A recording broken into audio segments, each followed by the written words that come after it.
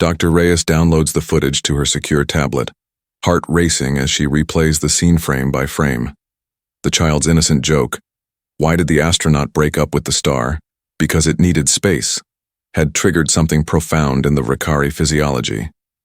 Frame 37. Normal patrol stance. Frame 38. The punchline delivered. Frames 39, 42. Distinct disruption patterns cascading across the guard's exoskeletons, followed by what appeared to be physical discomfort. Her laboratory, once a pristine research facility, now serves as both refuge and resistance hub for the handful of SETI scientists who managed to seal themselves inside when the invasion began. The reinforced concrete walls, originally designed to shield sensitive equipment from external interference, now protect them from Ricari detection sweeps. "Dr. Harper, I need your expertise," she calls to her colleague, a neurobiologist who specialized in non-human cognitive systems before the world changed. "I found something in their response patterns that defies explanation." Together, they analyze the footage, correlating it with intercepted Ricari communication bursts they've been decoding for months. The pattern becomes unmistakable. Human. Expressions of humor, particularly those with emotional components or logical incongruities, create measurable disruptions in Ricari neural activity. "It's as if their minds can't process the cognitive dissonance of a joke," Harper suggests, adjusting his cracked glasses. "Their thought patterns appear rigidly mathematical, and humor essentially creates a logical paradox their neural systems struggle to resolve." A distant explosion rocks the facility, causing dust to drift from the ceiling. The Ricari are methodically demolishing surrounding structures, closing in on their location. They have perhaps 3 days before discovery becomes inevitable. In the communications room, Reyes establishes contact with other resistance cells using the quantum encryption protocols developed in the first weeks of occupation. Her hands tremble as she uploads the footage along with their preliminary findings. "This is Dr. Elena Reyes at SETI West. We've identified a potential vulnerability in Ricari neural processing. Emotional stimuli, particularly humor, with logical inconsistencies, appear to create disruption in their communication networks. We need confirmation from other observation posts. Sending data packet now." As the transmission completes, a message arrives from the Chicago Underground Network, led by someone identified only as Major. The attached video shows a similar phenomenon, Ricari guards recoiling from a street musician whose improvised melody seemed to cause visible distress among the alien patrol. "It's not just humor," Reyes whispers, hope flickering for the first time in months. "It's creativity itself, anything that defies logical prediction." The facility's perimeter alarms suddenly blare to life. The Ricari demolition has accelerated, and their sensors detect approaching scout drones.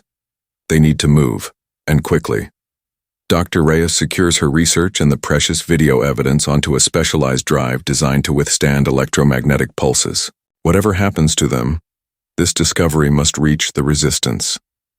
For the first time since the Obsidian ships darkened Earth's skies, humanity might have found not just a weakness in their seemingly invincible occupiers, but something far more profound, a fundamental difference that could become their salvation. The laughter fades as Chen raises his hand, his expression serious but with a new glimmer in his eyes. "Dr. Reyes, if your theory is correct, we need to test it under controlled conditions. No more accidental discoveries. We need reproducible results." The War Council disperses into action teams, transforming the underground station's maintenance bay into an improvised laboratory. They've captured a small Ricari communication node, a crystalline device that maintains connection to the alien network even when separated from direct contact. The device pulses with subtle light patterns, its alien technology still active, despite their crude containment methods. Dr. Reyes calibrates her monitoring equipment, salvaged from university labs and modified with components scavenged from damaged Ricari tech. The node maintains quantum entanglement with the main network, she explains to Chen as they prepare the first experiment. Any disruption we create here will ripple through their entire local system, though at diminished strength. Williams takes center stage, his performance space marked by chalk lines on the concrete floor, the calculated maximum effective distance from the alien device. Behind reinforced glass, the rest of the team monitors both the communication node and a mapped overlay of known Ricari patrol patterns in their sector. Remember, we're looking for correlation between creative expression and disruption to their movements, Reyes instructs, adjusting her headset. We'll try different forms of creativity to see which produces the strongest effect. Williams begins with a classic comedy routine, observational humor about pre-invasion life that seems almost surreal now. The alien node pulses erratically, its rhythm disrupted. On the monitors, a Ricari patrol 3 blocks away suddenly stops, their synchronized movements faltering. Confirmed effect, Chen notes, marking the data point. But recovery time is only 7 seconds. Not enough for tactical advantage. They cycle through different forms of creative expression. A young woman plays a violin piece with deliberate, emotional intensity. A former teacher recites poetry with passionate delivery. A street artist creates an abstract painting with vigorous, spontaneous strokes. Each produces measurable disruption in the alien node, with varying intensities and durations. The breakthrough comes unexpectedly. During a brief rest period, a 4-year-old girl, rescued from a processing center the previous month, wanders into the testing area. Before anyone can stop her, she begins singing an improvised song to her ragged stuffed rabbit, a simple melody. With made-up words delivered with the pure emotional abandon only children possess, the effect is immediate and dramatic. The alien node flashes chaotically, its crystalline structure vibrating until a hairline fracture appears across its surface. On the monitors, the Ricari patrol collapses in apparent seizure, their exoskeletons flashing distress patterns. Emotional authenticity, Reyes whispers, staring at the readings in astonishment. It's not just the creativity, it's the genuine emotional content behind it. The child's complete lack of self-consciousness creates the purest form of the effect. Chen kneels beside the girl, gently asking her to teach others her special song. Then he turns to the War Council with newfound determination. We've been fighting with the wrong weapons all along. Our guns and bombs never stood a chance against their technology. He watches the little girl singing, her innocent voice somehow more powerful than all their military might. But this is something they have no defense against. The underground base transforms into a laboratory of human expression. Engineers and artists collaborate to develop what they call cognitive disruptor prototypes, devices that can deliver concentrated bursts of creative content calibrated to maximize interference with Ricari neural networks. The challenge is twofold, Dr. Jiang explains during a briefing. Holographic simulations of Ricari brain activity hovering above the table. We need to generate authentic emotional content, which can't be manufactured or faked, and we need delivery systems that can penetrate their detection grids without alerting them to our strategy. Chen studies the first prototype, a deceptively simple-looking sphere containing miniaturized projection technology and sound amplifiers. How effective is this against their armor and neural dampening tech? That's what we need to field test. Reyes responds, carefully securing the device in a shielded container. Laboratory conditions only tell us so much. We need real-world confirmation. The test mission is planned meticulously, a small team targeting a Ricari outpost that monitors human movement between labor sectors. Intelligence suggests it's staffed by only 4 Ricari units, making it an ideal target for their first controlled deployment of the new weapon. Williams volunteers immediately. This was my discovery. I should be the one to test it. Chen shakes his head. You're too valuable. As a creator, we need a delivery team that can deploy the device and observe the effects from safe distance. With respect, Major, Williams counters, the effect depends on authentic emotional expression. No recording or automated deployment will have the same impact as a live performance. I need to be there. The debate continues until Dr. Reyes intervenes. He's right. Our data shows a 47% reduction in effectiveness when using recorded content versus live delivery. The emotional connection between performer and audience, even an unwilling alien audience, creates resonance patterns that amplify the disruptive effect. The compromise is a hybrid approach. Williams will accompany the strike team but remain at minimum safe distance, his performance transmitted via directional acoustic technology to the target while the team observes and records the results. The night of the mission arrives with unexpected complications. A surprise sweep by Ricari hunter drones forces the team to take an alternate route, delaying their arrival. When they finally reach the observation point, they discover the outpost has been reinforced. Not 4 but 12 Ricari units patrol the perimeter, their movements synchronized with machine-like precision. "We should abort," the team leader whispers to Chen over the secure comm channel. "The parameters have changed. Risk assessment exceeds acceptable threshold." Chen hesitates, watching the alien patrol patterns through enhanced binoculars. They've spent weeks developing this technology, and intelligence suggests the Ricari will be implementing new neural shielding across all units within days. It might be their only opportunity to test their theory before the enemy adapts. "Proceed. With caution," he finally responds. "But at first sign of detection, withdraw immediately." Williams takes position behind a shattered concrete barrier, adjusting the directional transmitter while the strike team deploys sensor arrays to record the alien's response. He takes a deep breath, closes his eyes, and begins to tell the story of his daughter's 6th birthday party, the last one before the invasion, his voice carrying genuine love, joy, and profound loss directly into the heart of the enemy's stronghold. The global resistance network expands exponentially in the weeks following the Chicago team's breakthrough.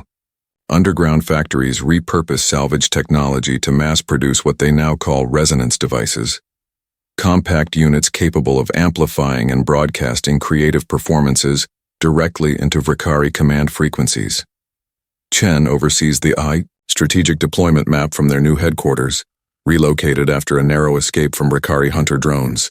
The wall-size display shows resistance cells across 6 continents, each implementing localized variations of Operation Imagination tailored to their cultural contexts. The Sydney cell reports 72% disruption efficiency using Aboriginal Dreamtime storytelling. A communications specialist announces, updating the effectiveness metrics, and the Moscow team has had remarkable success with improvisational ballet performed within visual range of Ricari checkpoints. Dr. Reyes studies the neurological data streaming in from field operations, identifying patterns that could improve their disruption techniques. "We're seeing increasing evidence that the Ricari neural network operates on quantum entanglement principles," she explains to the command team. "When one unit experiences cognitive disruption, the effect propagates through their entire local network, though with diminishing intensity based on distance. Can we exploit this to create cascading failures?" Chen asks, examining a 3D model of Ricari communication patterns. "Theoretically, yes," Reyes responds, highlighting nodes in the alien network. "If we coordinate simultaneous creative expressions, targeting these neural junction points, we could potentially trigger system-wide disruption." The plan takes shape, a globally synchronized creative offensive designed to overwhelm the Ricari neural network. The date is set for exactly 3 weeks later, enough time to coordinate with all major resistance cells but not so distant that the aliens can develop effective countermeasures. As preparations intensify, the resistance intercepts a troubling Ricari transmission. Their command ship has requested reinforcements from the home fleet. 6 additional battlecruisers will arrive within the month, carrying specialized units developed specifically for counterinsurgency operations. "We need to strike before those ships arrive," Chen tells the War Council. "Once their reinforcements land, we may lose our window of opportunity forever." Across the globe, resistance cells accelerate their preparations. In the catacombs beneath Paris, classically trained performers rehearse emotionally charged pieces selected for maximum neural impact. In the mountains of Peru, indigenous musicians fine-tune traditional instruments whose harmonics seem particularly effective at disrupting Ricari neural patterns. In Tokyo, poets compose haiku designed to create maximum cognitive dissonance when translated into Ricari communication formats. The night before the coordinated offensive, Williams finds Chen alone in the communications room, monitoring incoming reports from field teams. "You should get some rest," Williams suggests. "Tomorrow will change everything one way or another." Chen nods, his exhausted eyes never leaving the displays. "Do you think it will work?" not just disrupting them temporarily but actually forcing them to withdraw. Williams considers the question carefully. I think we've discovered something they've never encountered in 17 conquered systems, a species whose strength isn't in technology or numbers, but in something they've engineered out of their own existence. Whether that's enough to win, I don't know. But it's enough to make them remember us, whatever happens. In orbit, Admiral Zolak receives the first anomalous readings from ground units, subtle disruptions in neural synchronization across multiple sectors. The pattern appears random, insignificant. He dismisses it as routine signal interference, unaware that he's witnessing the opening moments of humanity's most unconventional counteroffensive. Chen watches the monitors in disbelief as the Vakari countermeasures decimate resistance operations worldwide. The neural dampening technology proves far more effective than their worst projections. Real-time data streams show creativity disruption, effectiveness dropping from 82% to just 17% in less than 48 hours. They're adapting faster than we anticipated, Dr. Zhang says, frantically adjusting algorithms that now seem hopelessly inadequate. Their neural science is centuries beyond ours. We underestimated their ability to recalibrate their collective consciousness. The tactical displays tell a story of rapidly collapsing resistance cells. The Paris operation goes dark first, followed by Bangkok, then Lagos, each falling silent as specialized Vakari hunter-killer units target identified creative centers with surgical precision.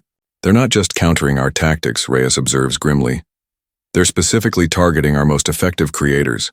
They've identified exactly what threatens them, and they're eliminating it systematically. A proximity alarm shatters any further discussion. The Vakari assault on their Chicago base comes not from above but below. Specialized burrowing units breaching the underground facility through abandoned maintenance tunnels, the resistance thought secure. The evacuation proceeds with desperate efficiency, each team member following pre-established protocols. But the Vakari insertion is too well planned, cutting off escape routes systematically. In the chaos of close-quarters combat, Williams witnesses Dr. Reyes being captured by a specialized Vakari extraction unit. The aliens don't kill her. Instead, they sedate her and carefully secure her unconscious form in a stasis pod. They want her alive, Chen realizes as they retreat through emergency passages. They're specifically targeting our scientists and creators for capture, not elimination. Only 32 resistance members make it to the fallback position at the Natural History Museum. The irony isn't lost on any of them, seeking refuge among exhibits of extinct species, surrounded by silent testimonies to evolution's dead ends. Williams finds Chen in the planetarium, converted now to their command center, its dome displaying intercepted Vakari communication patterns instead of stars. We've lost contact with 70% of our global network, Chen says without preamble. The Vakari are rolling out neural dampening tech to all their units. Our creativity weapons will be completely ineffective within days. So we adapt, Williams responds. If they've found ways to filter our creativity, we need something deeper, something more fundamental to human experience that they can't possibly filter. That's assuming such a thing exists, Chen counters. Williams stares at the flashing patterns of alien communication overhead. Think about what we've learned about them, he says slowly. They function on pure information exchange, data without context, knowledge without meaning. When our creative expressions disrupted them, it wasn't just the unpredictability that affected their systems. What was it then? Chen asks. The emotional foundation beneath the creativity, Williams replies. They can filter the expression, but not what drives it. They can dampen a poem or song, but not the fundamental human capacity that creates it. Our ability to value things beyond logical benefit, to care about strangers, to sacrifice without calculation. Chen considers this. You're talking about empathy. I'm talking about love, Williams corrects him. The most irrational, unpredictable force in human experience, and the one thing their species deliberately engineered out of existence. Museum's Natural History Lab, once dedicated to analyzing fossilized remains, now serves as the development center for Project Resonance. Engineers, artists, and neurologists work around the clock to create something unprecedented, a transmission that can't be filtered because it targets the foundation of consciousness itself. Each individual component must trigger a specific emotional response, Dr. Zhang explains to the assembled team, pointing to neural mapping projections. We're constructing a tapestry of human experience, not just showing empathy but forcing its recognition through carefully sequenced emotional triggers. Chen studies the prototype interface, a complex assembly of salvaged Vakari neural technology merged with human creative design. How do we deliver this? Their facilities are more heavily guarded than ever. That's where Dr. Raya's final transmission becomes crucial, responds Priya Singh, their communications specialist who has been analyzing the encrypted message. Before her capture, she managed to send us complete schematics of the New York facility's neural architecture. The central node is designed to purify and amplify their collective consciousness, but that same system could be repurposed to distribute our empathic resonance pattern throughout their entire network. The technicians work feverishly, compiling thousands of human emotional experiences into a cohesive transmission. A mother's love for her child, a soldier's sacrifice for comrades, the boundless joy of artistic creation, the profound grief of loss, the transcendent connection of falling in love. Each emotional state meticulously sequenced to build upon the previous, creating an undeniable experience of human empathy that cannot be dismissed as mere data. We're not trying to attack their consciousness, Williams explains to Chen as they review the final compilation. We're trying to heal what they deliberately severed, the connection between cognition and emotion. A former neurosurgeon who now serves as the team's medical officer shakes her head in wonder. It's fascinating from an evolutionary perspective. The Vakari chose a path of pure logical efficiency, surgically removing what they viewed as emotional weakness. But in doing so, they eliminated the very thing that gives meaning to existence. And now we're going to remind them what they lost, Williams says quietly. The tactical challenge remains daunting. The United Nations complex in New York has been transformed into the Vakari's primary Earth command center, its security systems layered and redundant. The strike team will need to penetrate the most heavily defended alien installation on the planet and interface directly with their central neural node. Chen selects his team carefully, a small group with the specialized skills needed for the near-impossible mission. Williams insists on joining despite Chen's objections. The interface may require real-time adjustment, he argues. No one understands the emotional sequencing better than I do. The night before deployment, Chen finds Williams in the museum's planetarium, staring up at the projection of stars that once seemed so distant and unreachable, and now serve as home to their invaders. If this works, Williams asks quietly, what happens to them? Are we destroying their consciousness? Chen considers this. Dr. Reyes didn't think so. She believed we'd be awakening something they deliberately suppressed, giving back what they took from themselves. Whether that's an act of war or compassion. His voice trails off. Maybe it's both, Williams suggests, watching the artificial stars wheel overhead. Maybe sometimes healing requires breaking something open first. The infiltration team moves through the flooded subway tunnels beneath Manhattan, guided by Reyes's detailed schematics. The 8 men and women advance in practiced silence, each carrying components of Project Resonance distributed among their packs to ensure the mission could continue even if some were lost. Chen leads from the front, his enhanced tactical visor mapping Vakari patrol patterns above. The alien presence has transformed New York's skyline into a forest of crystalline structures that pulse with eerie light, their architecture defying human engineering principles. The United Nations complex sits at the center, now encased in a towering spire that serves as the Vakari command nexus. Security checkpoint ahead, Chen whispers over the secure comms. Biometric scanners calibrated to detect human neural patterns, deploying countermeasures. Priya activates the modified dampening field, technology reverse-engineered from captured Vakari devices, that should mask their brain activity for exactly 73 seconds. The team moves with choreographed precision through the drainage junction, knowing that a moment's delay would trigger the facility's automated defense systems. They reach the maintenance shaft access point exactly as planned, but find the security. Protocols have been upgraded since Rhea's last transmission. The encryption sequence requires real-time adjustment, precious seconds ticking away as Priya's fingers fly across the interface. Countermeasure field failing. The technician, monitoring their masking technology, warns. 30 seconds until detection. Just as alarm seems inevitable, the access portal slides open. The team slips inside, sealing the entrance behind them as distant alarms begin to sound. Not for them, but for another disturbance. The coordinated diversionary attacks have begun on schedule. Resistance cells worldwide launching simultaneous operations to divide Ricari attention. The central neural interface chamber lies 17 levels above them, through the heart of the most heavily defended alien installation on Earth. They ascend through maintenance conduits, avoiding main corridors where possible, using short-range disruptors to create momentary blind spots in Ricari security fields. The first direct engagement comes 5 levels up, when they encounter a Ricari maintenance unit unexpectedly. The firefight is brief but costly.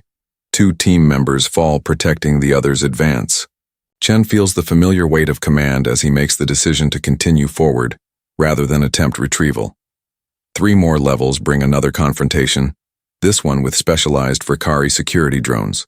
Williams deploys a creative disruptor, a compact device broadcasting concentrated bursts of improvisational jazz, creating just enough neural interference to let them slip past, while the machines struggle to process the unpredictable patterns. They're adapting, Chen observes grimly as the final drone falls. The disruptors are less effective with each deployment. They're learning in real time. When they finally reach the approach to the central chamber, disaster strikes. A previously undetected biometric scanner identifies their human neural signatures, triggering a facility-wide alert. Security barriers slam into place around them as elite Ricari guards converge from multiple directions. Priya, Williams, take the device and find another route, Chen orders, positioning himself with the remaining team members at key defensive points. We'll hold them here as long as we can. The last thing Williams sees as he and Priya escape through a maintenance duct is Chen taking direct fire, his body illuminated by the eerie blue energy of Ricari weapons as he provides covering fire for their retreat.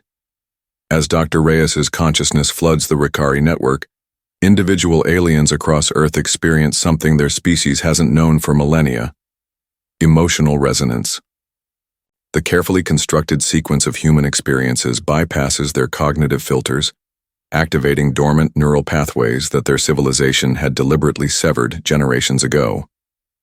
In processing centers worldwide, Ricari supervisors stop mid-task, their exoskeletons pulsing with unfamiliar patterns as they process sensations beyond their training.